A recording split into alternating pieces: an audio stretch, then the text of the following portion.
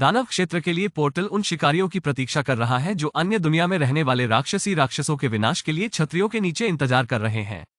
Daemon रियलन का मार्गदर्शन करने वाले पर्यवेक्षक आपूर्ति टीमों और स्थिति की दोबारा जांच करने के लिए छापा मारने वाली टीम में शामिल हो गए। एक लड़का अपने दोस्तों से कहता है कि यह पहली बार है कि वो इतने सारे लोगों को विनाश के लिए जाते देखकर घबरा गया है, जबकि दूसरा लड़का उसे बताता है कि चिंता न करे क्योंकि उनके ऑपरेशन में फ्लाइंग टाइगर्स एक्ट है और ऐसा कहा जाता है कि उनके पास शून्य है। अब तक उन्होंने जितने भी छापे मारे उनमें हताहत हुए हैं। उन्होंने उनसे कहा, काश वे आपकी कक्षा में मेरा पता लगाते। एक आदमी लकड़ी के सामान के ऊपर बैठा है और कपड़े के टुकड़े से अपनी तलवार साफ कर रहा है और खुद से कह रहा है कि फ्लाइंग टाइगर संप्रदाय अपने सदस्यों को केवल वर्ग के आधार पर नहीं चुनता है, अन्यथा मैं यहां नहीं होता। निम्नतम श्रेणी तृतीयक और सेक्टल ग्रेड के साथ फ्लाइंग टाइगर संप्रदाय से संबद्ध एसीओ गैंग्रिम बताता है कि जागृति के दिन से 5 साल पहले हर कोई अपनी खराब नियति के आधार पर अपनी क्षमताओं का दावा करता है। नियति एक ऐसी चीज है जिसके साथ आप पैदा हुए हैं और यह उस समय क्षेत्र और दिन के साथ परस्पर क्रिया करती है जिस दिन आप पैदा हुए हैं। अपनी तलवार साफ करते समय वो खुद से बात करके अपने भाग्य का आकलन करता है। नियति कितनी बकवास है। तभी से गैंग्रिम के कंधे पर एक टैप होता है, वो देखता है और एक आवाज आती है, ओम नमस्ते, आप उड़ने वाले बाघ संप्रदाय से है ना? मुझे लगता है कि हम एक ही टीम में हैं।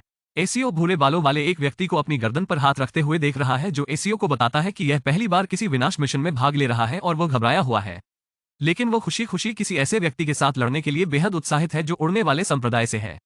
बातचीत चल ही रही थी कि सीओ ने अपने दिमाग पर दबाव डाला कि वो मुझसे बात क्यों कर रहा है, क्या वो नौसिखिया है? दूसरी तरफ खड़े 3 शिकारियों का एक समूह भूरे बालों वाले लड़के को बुलाता है और वो जवाब देता है, हो मैं? और 3 शिकारियों में से एक आदमी चिल्लाता है, सावधान रहें, वो व्यक्ति सीओ गैंग्रिम है। एक पल के लिए भूरे बालों वाला लड़का सदमे में चला गया और कहता है, एसीओ गैंग्रिम। जब सीओ गैंग्रिम उसे घूरता है तो भूरे बालों वाला लड़का डर जाता है और उसे एहसास होता है कि उसने बस उससे आंख मिलाई थी। जैसा कि अपेक्षित था, सीओ गैंग्रिम ने इस विचार के साथ अपना बैकपैक सेट किया, क्योंकि इस अफवाह के कारण हर कोई उससे नफरत करता है कि उसने अपने साथियों को मार डाला और उनकी शक्तियां चुरा ली, और अफवाह यह है कि बहुत से लोग घायल होकर वापस आए जब वे सीओ के समान टीम में थे। गैंग्रिम, उसकी किस्मत में हर जगह मौत ही लिखी है। अगर कोई एसीओ की टीम में है तो वो बदकिस्मत होगा। विंडो जो चरित्र, नाम, वर्ग, संबद्धता और शक्तियों के बारे में बताती है। सेओ अपने अंदर 2 शक्तियों को समेटे हुए है। नियति का पता लगाना, तृतीय ड्रैकोनिक ग्रेड के एक वर्ग के साथ जो दूसरों की नियति का पता लगाता है और दूसरा अपना होता है। नियति चोरी, उसी वर्ग के साथ जो आपको प्रतिद्वंद्वी की नियति को निकालने की अनुमति देता है जब वे मृत हो जाते हैं, लेकिन यह उपयोगकर्ता के क्रम को भी प्रभावित करता है। डेस्टिनी विंडो देखते समय वो दुख के साथ याद करता है कि उसके कई साथी घायल हो जाते हैं, शायद उसके दुर्भाग्यपूर्ण भाग्य के कारण प्रभावित होते हैं।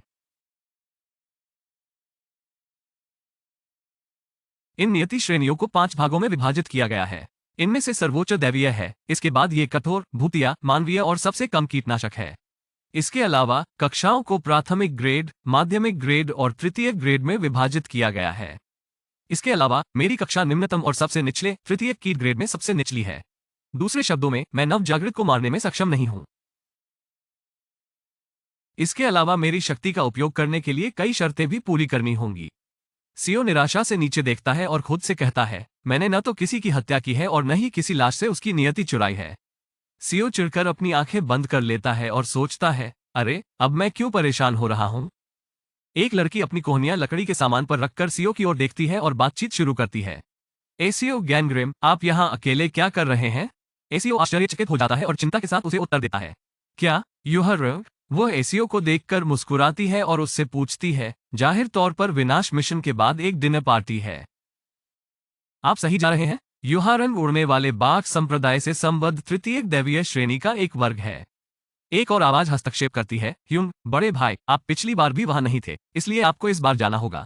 जान तैयु माध्यमिक भूतिया श्रेणी का है और उड़ने वाले बाघ संप्रदाय से भी संबद्ध है। मैं नहीं जाऊंगा, एसीओ गुस्से से कहता है। क्या, क्यों? जैन पूछता है, मैं बहुत आलसी हूं। एसीओ जवाब देता है। अवसाद के विचार के साथ एसीओ सोचता है कि भले ही वह गया हो, अन्य संप्रदायों के सदस्यों द्वारा उसके साथ कूड़े जैसा व्यवहार किया जाएगा। यूहारन खड़ा होता है और एसीओ पर चिल्लाता है, एसीओ गैंग्रिम, मैं यहां तक कि स्कूल की फील्ड ट्रिप छोड़कर भी आ गया था। क्या यह उन हारे हुए लोगों की वजह से है जो आपसे डरते हैं? कौन है भाई, मुझे बताओ। मैं, वह डालती है। सीओ आह भरते हुए कहता है, क्या तुम्हें यह भी पता है कि मैं तुमसे 10 साल से अधिक बड़ा हूं? जिस पर यू हवारांग ने उसे चिढ़ाते हुए कहा, ओह, लेकिन तुम मुझसे कमजोर हो। जान ताए ह्यून ने कोहनी से सेओ का हाथ पकड़ लिया और यू हवारांग के चिढ़ाने के जवाब में मदद करते हुए कहा, हर कोई यहाँ है, इसलिए तुम्हें भी जाना होगा। एसीओ चुप खड़ा है और यू खुशी से मुस्कुराता है और विरोध करता है। हाँ, जो भी तुम्हें धमकाने की कोशिश करेगा मैं उसे पीट दूंगा। जांग ताए ह्यून नाम से यू हवारांग को एक गहरे भूरे बालों वाला लड़का पुकारता है, जिसका नाम कांग दो ह्यून है, जो मानवीय स्तर पर माध्यमिक श्रेणी का है और फ्लाइंग टाइगर संप्रदाय से भी संबद्ध है। वो आदेश देता है, मुझे लगता है कि आप लोग सीओ गैंगरिम के साथ घूमना चाहते हैं, लेकिन मिशन शुरू होने वाला है।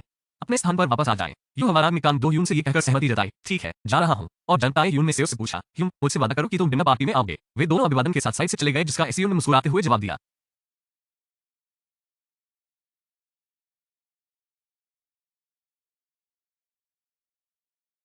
यू हवारांग दो ह्यून सीओ के कंधे पर अपना हाथ रखता है और उसे कहता है, सीओ गैंगरिम, अपना ख्याल रखना।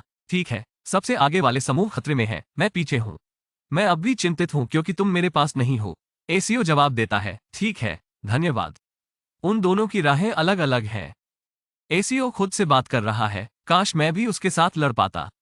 दानव क्षेत्र विनाश मिशन स्टार्टअप की घोषणा सभी को अपनी टीमों को सौंपी गई जिम्मेदारियों को पूरा करने के मार्गदर्शन के साथ की गई है। पोर्टल ने अब घर्षक हवा का झोंका छोड़ा और सभी लोग आश्चर्य से ऊपर देखने लगे। एसीओ खुद से बात करता है, मैं बस पीछे से बचे हुए राक्षसों की देखभाल कर रहा हूँ। आइए अच्छा करें ताकि मैं संप्रदाय को नुकसान न पहुंचाऊं। नियमता बताता है कि उच्च श्रेणी के राक्षस जन समूह में प्रकट हो गए हैं। अग्रणी समूहों, प्रवेश करें। तरह तरह के राक्षस सामने खड़े शिकारियों की ओर दौड़ रहे हैं। नियंत्रक ने घोषणा की, पीछे की ओर जाने वाले समूहों को प्रवेश द्वार पर स्टैंड बाय पर रहना होगा। यू हारंग अपने लकड़ी के प्यूमा पर, जांग ताए हुन अपनी बिजली की मुट्ठी के साथ और कांग दो ह्यून आग के कागजी बमों के साथ सामने की पंक्ति से राक्षसी राक्षसों पर हमला कर रहे हैं, जो एक नीले कुत्ते के समान है। वे सभी अपनी चालों और औजारों से राक्षसी राक्षसों का मुकाबला करते हैं और इसे कुछ स्लाइस और बोश के साथ समाप्त करते हैं। घोषणा होती है, सबवीस को पीछे के समूहों में बुलाया जा रहा है, लड़ाई के लिए तैयार हो जाओ। लंबे नुकीले दांतों वाला बैंगनी रंग का राक्षस सामने वाले समूह की ओर दौड़ता है और उद्घोषक कहता है, सामने वाले समूह, कृपया निम्न श्रेणी के राक्षसों पर ध्यान न दें और अपनी स्थिति पर कायम रहें। सेओ गैंगरिम अपने साथी शिकारियों के साथ चिंता के साथ अपनी तलवार पकड़े हुए है। 3 राक्षसी बौने आते हैं और एसीओ के साथ लड़ाई सुलझाने की कोशिश करते हैं। आखिरकार एसीओ ने उन्हें अपनी तलवार से काटना शुरू कर दिया। एसीओ थोड़ी देर रुकता है और खुद से कहता है, मेरी अपेक्षा से कहीं अधिक है।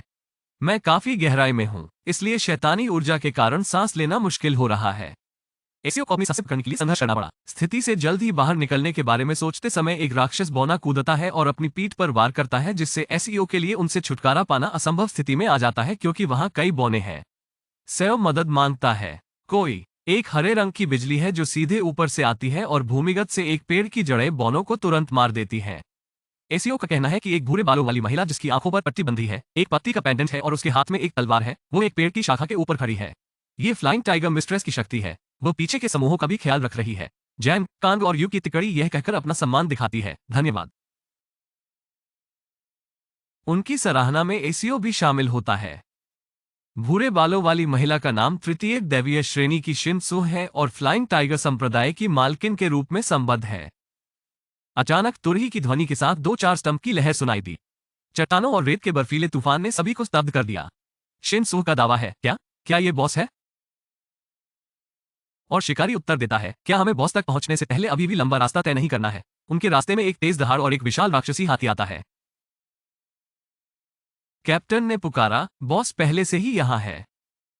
ज्वाला प्रकार के शिकारी सामने। अचानक नीली तलवार के एक वार ने विशाल दानव हाथी को आधा काट दिया। वार के कोहरे के साथ रक्तपात मिश्रित हो गया। हाथ में तलवार लिए सफेद बालों वाली महिला गुस्से में बोलती है, सीओ गैंगरिम कहाँ है? युद्ध के मैदान में हर कोई एक विचार से चौंक जाता है। यहाँ क्या हो रहा है? और एक आदमी उससे पूछता है, तुम कौन हो? जबकि सेओ गैंगरिम आश्चर्यचकित होकर कहता है, क्या उस महिला ने अकेले ही बॉस को मार डाला? वो मुझे क्यों ढूंढ रही है?